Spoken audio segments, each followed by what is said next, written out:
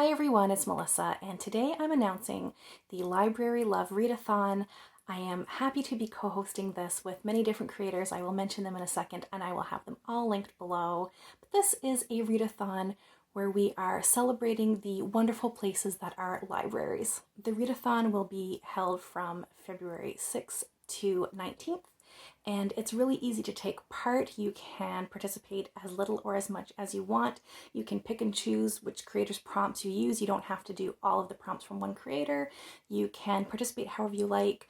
I do encourage you to try to use your library for this if you can, since we are celebrating libraries.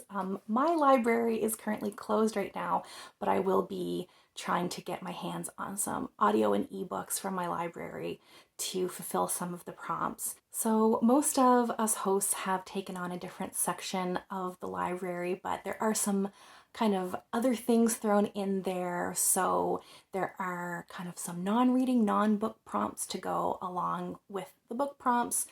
And like I said, you can pick and choose however you would like to participate. Kate Howe's prompts all have to do with fairy tales, so if that is something that interests you, head on over to her channel. Tiffany from Beautiful Minutia is in the travel section of the library. Rainy Day Reads is in the art section, talking about the finer things. Chelsea is, from Voyage of a Time Wanderer is in the history section, so if you want some historical fiction prompts, head on over there. Jessica from Jaja Admirer of Words and Coffee, who is on Instagram, is in the mystery section. Her theme is Bloody Valentines. If you want some true crime mystery type of prompts, head over there. Naomi's bookshelf is in the media section, so if you want some ideas that are not a novel, you can head over there. Petra Yu is in the adventure fantasy section of the library. Taking Tea with Catherine is of course in the cafe, and perhaps when you have a cup of tea you would like to cozy up with an animal friend, you can head over to Stephanie's channel, Miss Richards Reads. She will be talking about animals and cozy companions. I am in the language section of the library. Like I said, this is a very pick and choose buffet style readathon, so check out everyone's prompts and see what you might like to do. I chose the language section because everything language related, linguistics, translation is something that I've gotten interested in the past year or so. So I'm going to share my 3 prompts to do with language, and I will share a couple of suggestions. Some of these are books that I have read, and some of these are things that are on my TBR. My first prompt is to read a book written in dialect. This can be something that adds a lot of realism, a lot of sense of time and place to a story, and I have 2 really great books to suggest to you for this, and then something that's on my TBR. So my first recommendation for a book written in dialect would be Their Eyes Were Watching God by Zora Neale Hurston. This book follows Janie, who is living in the 1930s in Florida. And Janie really shirks the stereotypes and expectations of what she can achieve, how she can live as a Black woman in the South during this time period. So she's a really interesting character in that way, and it is so deeply satisfying to watch her develop as a character and how other people react to her, and how she really doesn't fall into the boxes that society wants to put her in, and it's all about her finding her own way in life. The next book I want to recommend is The Book of Night Women by Marlon James. This is a coming-of-age story, but in the most extreme, intense, violent environment.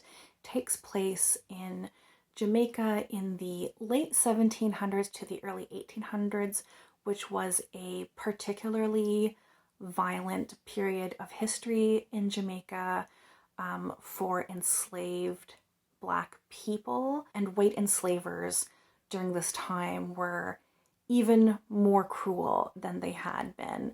So this is a very intense, very, very challenging read. So I recommend it with that caveat, but the characters are so well drawn. They're so nuanced. You follow Lilith as she comes of age as an enslaved person, and she falls in with this group of women called the Night Women who are planning a slave revolt, and she kind of reluctantly gets brought into this world. She just wants to live her life. She doesn't really want anything to do with them, but how do you just live your life when you are enslaved? I just love her character and all the dimensions she had and all of the dimensions that all of the characters had. Something that is on my TBR for this prompt is Angela's Ashes by Frank McCourt. This is his memoir of his childhood growing up in Ireland, and I know there are at least sections of it that are written with the Irish accent or dialect. I am a lover of memoir and am frankly a little embarrassed that I haven't read this one yet because it's been on my TBR forever, but that's another suggestion if you're looking for something for this prompt. My second prompt is to read a book in translation. I haven't read very many translated books, and it's something that I am hoping to change. But I do have a couple of suggestions for you, and I'll share a couple things on my TBR. Of course, there are many, many classics you could read that are translated, many Russian classics and French classics. I won't go into those because I think they're pretty well known. But I would like to recommend Persepolis by Marjane Satrapi, translated by Matthias Ripa. And this is the author's memoir of her time growing up in Iran during the Iranian Revolution, and how she eventually was sent to live in France because her parents didn't feel they could keep her safe anymore. It is a graphic memoir, and I think the illustration style is really simple, but in a good way, where it really just draws you into the moment of what's happening in any of the panels. And it's definitely a very interesting historical read as well if you are looking to understand more about the revolution in Iran. And I think it's definitely interesting as well to see it kind of through the lens of a child and how she was understanding things at the time. My next recommendation is Convenience Store Woman by Suyaka Murata, translated by Ginny Tapley Takamori. And this was a very quiet book. It follows a character who is very satisfied with her life, but society, all of her friends, all of her family, all of her acquaintances think that she is wasting her life, that she's not making much of herself.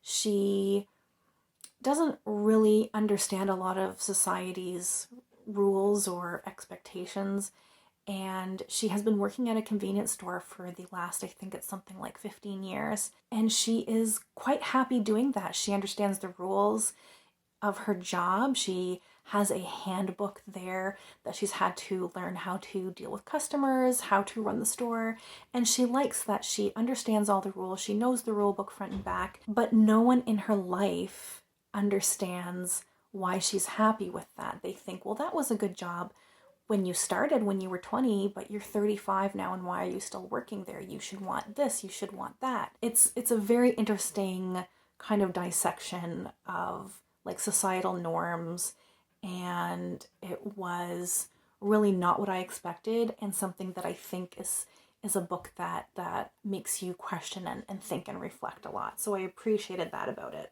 A couple of books that are on my TBR that are books in translation. The first one is The Perfect Nanny by Leila Slimani, and this is translated from French by Sam Taylor.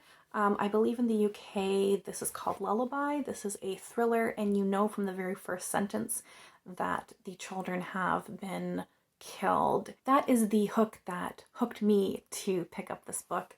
And the other book I have that is a translated book is, I have to do this sideways because it's hard to read, Drive Your Plow Over the Bones of the Dead by Olga Tokarczuk. This is translated by Antonia Lloyd-Jones. It doesn't say what language it's translated from, but I believe She's a Polish author.